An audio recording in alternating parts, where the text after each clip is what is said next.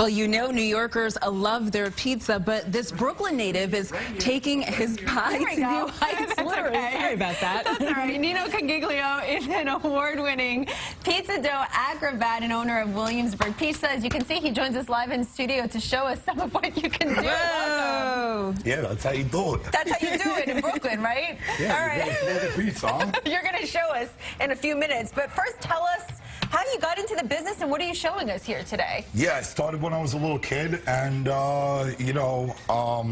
after I became an adult and I messed up real bad in school. Okay. You know, pizza, yeah, and I started taking it seriously. It came really natural, and I developed like a deep passion for just making great food, sourcing ingredients, trying to like really go back to the old school way of doing things. You know? Now tell us some of the key tips to making the perfect dough in order to flip it the way that you do. Well, the flipping dough that we use in the competitions is actually, I don't think you really want to eat it. You don't want to eat it. Okay. Yeah, it doesn't have anything bad in it. It's just like really, really hard. The way that you want to make a truly great pizza, you have to have a high hydration level. It's a lot of water. So this is a dough that this is from our pizzeria. Okay. And you'll see you know, it's very soft and you can smell that. Like the fermentation level, you know what I'm saying, on it. So that's the whole thing when it comes to bread, when it comes to pizza. You want it to be, it needs a lot of fermentation, at least a 24 to 48 hour fermentation. And that'll break down the glutens so that, you know, you digest it easier and it's got a nice crumb. As we ask you more questions, show us what you're making here. Yeah, today. so we got a pie in the oven. You got a pie in the oven? We got, this is homemade fresh mozzarella. And that's the best kind to use, right? Yeah, this is actually how you make mozzarella. So this is mozzarella curd that we made.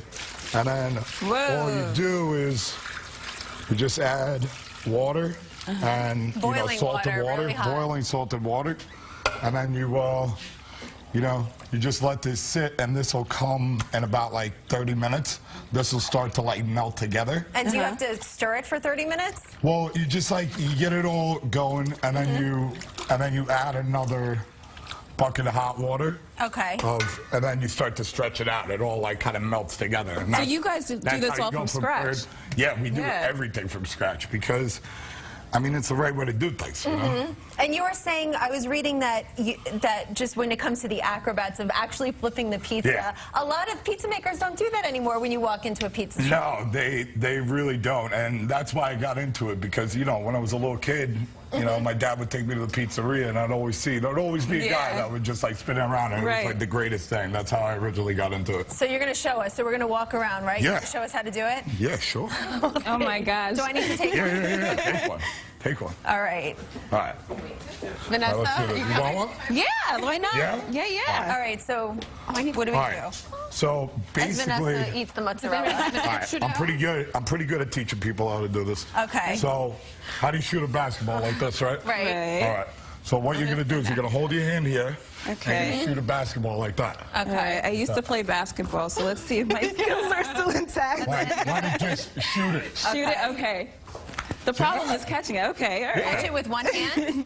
Yeah, you catch it with one hand, you catch it with the other hand. Whoa! Spin. All righty. Yeah, and then back and forth a little bit. And then you get into like, you know, the crazy stuff. You were actually on the U.S. pizza team. You can keep doing it. Can you? I was, yeah. I was on. I was a U.S. pizza team for 3 years, and now I've started my own pizza crew called the Brooklyn Pizza Crew, and you know, assembled the greatest dough acrobats and award-winning pizza makers from all around the world.